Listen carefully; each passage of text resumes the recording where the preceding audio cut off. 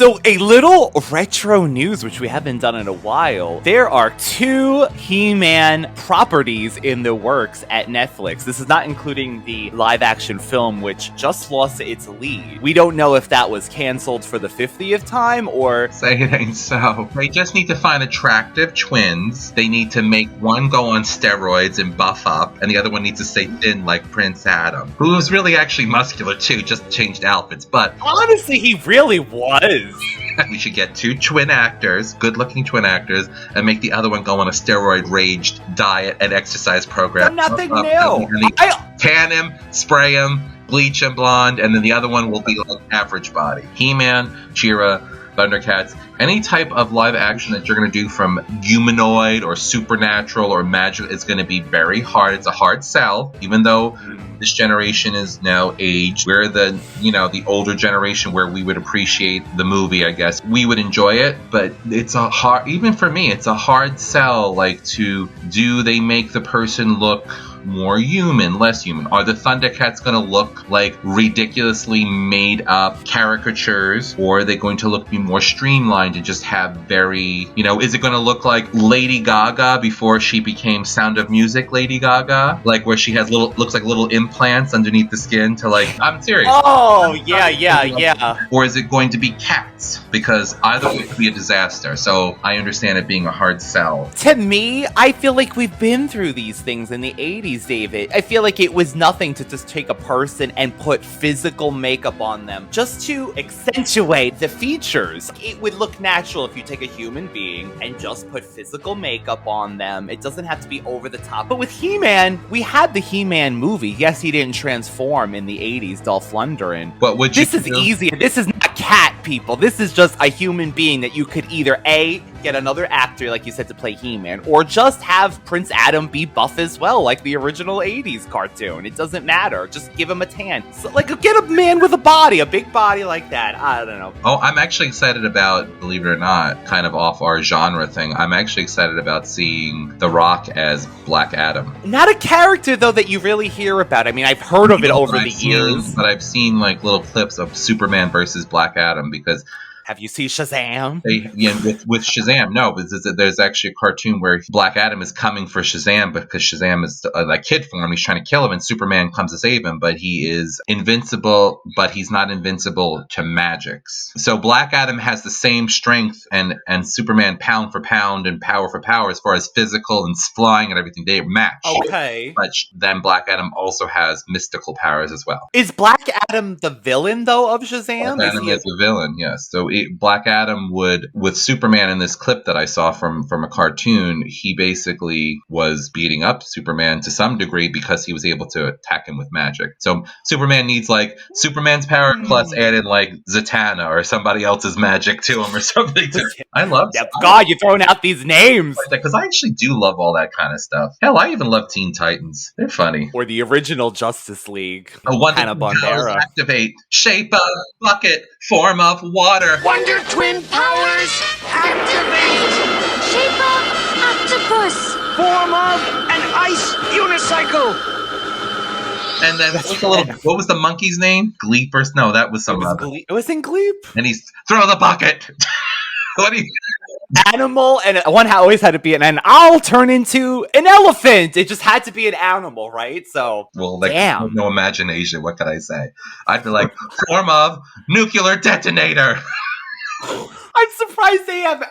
They could totally, I think, make a comedy movie with the Wonder Twins. You know how they like to do that, like Deadpool, almost like tongue in cheek. Anyway, so getting back to poor He. We don't know until it actually debuts, but this is Netflix. The first series is going to be Kevin Smith's Revelations, which is debuting on July 23rd. This is a continuation of the original 80s cartoon. This is said to be for the fans, but there is something looming looming that we need to discuss, David. I know. I don't. Evidently, Kevin Smith has a history of lying and then getting caught in his lies after he says things like this. Said it about different properties he's worked on, sets that he goes to. I remember he went to the set of the last Star Wars movie. He says things and then it turns out to be lies. So the problem is now, and it might not be a problem for other people, we're just reporting the news. Evidently, this Masters of the Universe is going to be on trend right now to deface, unfortunately, He-Man's legacy, in the sense that they want to take this character from the 80s, which a lot of people find problematic, as we've discussed on this show many times when David and I are together. He-Man ain't one. And He-Man is the next to tackle. So evidently, they're going to start off, the first episode is going to be tongue-in-cheek, very 80s, fun, ha ha ha, and then during that episode, something's going to happen that's going to shift the show. He-Man is not going to be He-Man for, evidently, David, this says decades. The Sword of Power goes missing, and it is up to Teela, newly redesigned Teela, to save the day. A few months ago, it was reported the script leaked, and basically Teela is the hero of the show. Kevin Smith denied it, said this wasn't true. There's a rumor that Teela has a girlfriend. That part, whatever the case is. Clearly, we don't care. It's not that point. So, is it He-Man and Masters of the Universe, or is it called Masters of the Universe? That's first off, because He-Man is the main character. Masters of the Universe Revelation. So, Masters of the Universe implies there is not one, quote-unquote, if you want to just go tongue-in-cheek with that, Master of the Universe. So, it's not just He-Man. So, that's my first point. Second point is, I actually would be happy for Teela to step up, because I feel like in the cartoon, she was a lot of talk, but not a lot of action per se, as much as I would have liked. Like, she was no Chitara. Like, I'm going to let you tell you something. So let's just go off on one of our usual tangents. It's supposed to be news, but this is going to end up like a 30-minute thing. I just watched another episode of Thundercats for our Thundercats show, and Chitara just is a bad bitch. She is like, don't cross me. I will come for you, and I will remember, and I will keep the receipts, and I will come for you. She went. What episode was this, David? Oh God! Was it like? It wasn't It was right before the fires of Plundar or something like that. It was before that, and she was like, I could tell you, she was pissed about something because they put her in a net. With was it Safari Joe? No. And then she tortured Tigra a little because it was like sticky stuff, and then she's pulling on his fur, I guess, into Cat's lair. Anyway, we'll go into it. But let me just tell you, Teela is supposed to be captain of the guard, but she is no Chitara. Like, she's fearless. He always played Teela off as almost having like what she lacked in strength, kind of like pushy or trying to prove her point that she's a strong person, as opposed to her just doing. And that's what I didn't like about it. I like Teela, don't get me wrong. I guess also because of the nagging and Prince Adam, I have to protect you. You're so annoying, and I can't tell you're He-Man. You know, like always laying with Superman. I mean, let's be honest. At least He-Man hair changes to like a better color. You're in blonde that Prince Adam is pulling off, that page boy haircut, that Dutch boy haircut that he's got going on, and he gets a nice tan. My point is that yes, I like the idea of the Teela, but I'm going to tell you something. It's not called He-Man. It's called Masters of the Universe, and that should tell you something right there. If it comes to fruition that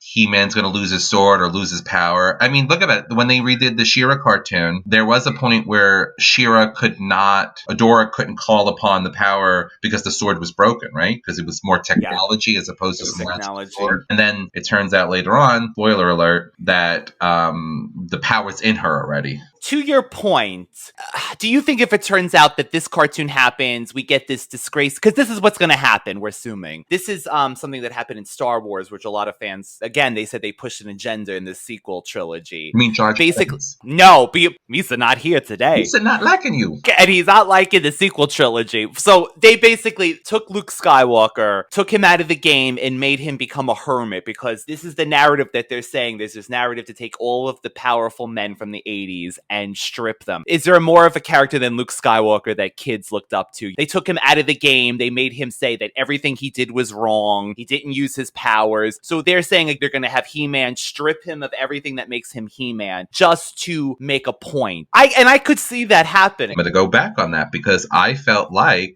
Princess Leia Carrie Fisher was one hardcore bitch. She stood up to Darth Vader, like snapped somebody's neck with the Force just goes like, I'm going to blow up your planet. She showed emotion, but she was like, basically, F you. I'm not telling you nothing, and I'm going to take this blaster, I'm going to start shooting people, and I don't give an F. So I don't think Princess Leia was hardcore. She went undercover and like to get back Han Solo.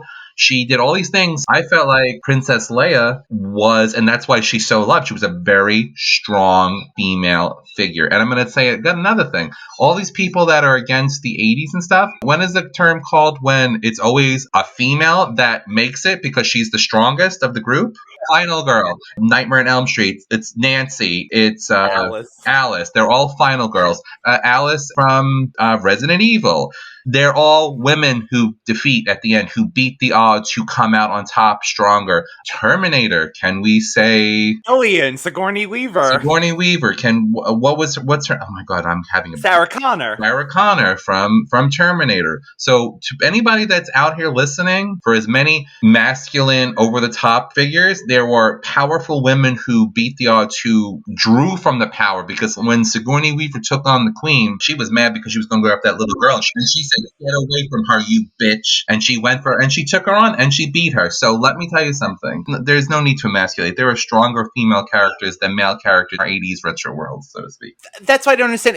Princess Leia is the perfect example. There was generations of girls that loved Princess Leia because she was a badass. The charmed ones. But at the same such time, strong characters. Powerful, strong, and defeated things. I mean, I could go on and on about all the different female characters. She-Ra. I'm sorry, I felt She-Ra was better. I felt She-Ra was stronger than He-Man. Cheetara. Women, the Great Rebellion was run by women, basically. And He-Man, of all of the 80s characters, if you think of every male character in the 80s, if you tell me that He-Man was toxic masculinity, he was the softest, loving, spoken character you could get. Never said anything evil, bad, mean. Evelyn was very formidable. I felt she was more powerful than Skeletor at many points. Well, more competent for sure. Yes. She's definitely. I don't get it. I get it, but I don't get it. But honestly, there's a reason why people love She-Ra, men and women. There's a reason why people love Princess Leia, men and women. There's a reason why all these characters that are powerful female, Alice from Resident Evil, all these characters that are very powerful. What's the actress's name? Hamilton. Linda Hamilton. Why they brought Linda Hamilton back like 1,000 times? Because I remember when her body she was doing the training for Terminator, and they said the kind of training she had to put her body through to play this part. I remember her taking a shotgun with a broken collarbone in the movie, like cocking the shotgun to go after the Terminator. If you can't say that is the most empowered woman I've ever seen in my entire life in a sci-fi movie or a movie, which we're talking about entertainment and movies. Bette Midler in the movie we just saw.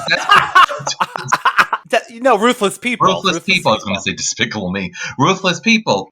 I mean, all of these characters. I understand a new generation of things, but the fact that they have to do it while bad-mouthing the property that they're rebooting makes no sense to me, because clearly you're taking a property, an ID, because of its property value and, people knowing of it, but then you take it and then you say, oh my God, that show was so terrible. It made all the... No, it didn't, because we talk about this every week. These cartoons formed, I would say, a great generation of people, I would say. Or at least a more softer people that... Empire Slayer. In every generation, there is a Slayer born. That's right. A female who has the power to stop the forces of evil from taking over the earth. Of course, someone might listen to this, David, and say, well, duh, of course there's female characters. We're not saying that, of course, there's more male characters, let's say, over the course of history that might be stronger. But you can't say, oh, the 80s and 90s had no female strong character representation. No. People live through these years. Okay, so He-Man, I look at him as someone to look up to because he's a good person. He's got muscles, but it's not his muscles. I think they even say this in,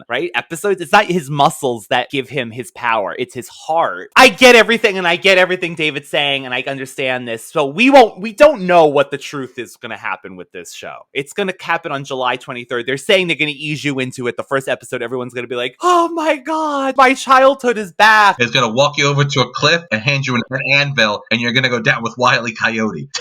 That's right. You're going to say, oh my God, because you're going to start here, and then you're going to end up with, I'm going to say King Rander dies. Somehow, He-Man gets so distressed, he throws away, or the Power Sword leaves. He leaves his mantle as He-Man. Why doesn't the Sword of Power get passed on to Teela? I think that's what they're saying. The Sword of Power is not a male or female gender. It's a power. It's a sword that possesses power through the ancestors of Grayskull, right? Unless She-Ra, but I'm okay, whatever. That'd be kind of cool if Teela got the power. What would she be called, though? Teela. I am Teela. But we know, though, her destiny is to become the sorceress, right? That's what we hear. Like, her destiny she should get the power from Castle Grayskull and not have to wear the beak headdress. Like, I'm changing things up. She's like, no dress code, people, no dress code. No poultry. Do you think I have time to put on a beak and some feathers when Skeletor's trying to hit up Castle Grayskull? I got time for that. She's throwing boulders. I'm throwing on some leggings and a sports bra, and I'm gonna start blasting that mofo. Captain of the Guards here, so to be continued. When this comes out in July, I'm sure David and I will do a actual recap of what we saw with the new He-Man, and He-Man Revelations will be followed sometime this summer with CGI He-Man for kids, which, he's got like a red body armor and a hat. This is like trying to modernize He-Man for kids. Let's see how it goes. So a little retro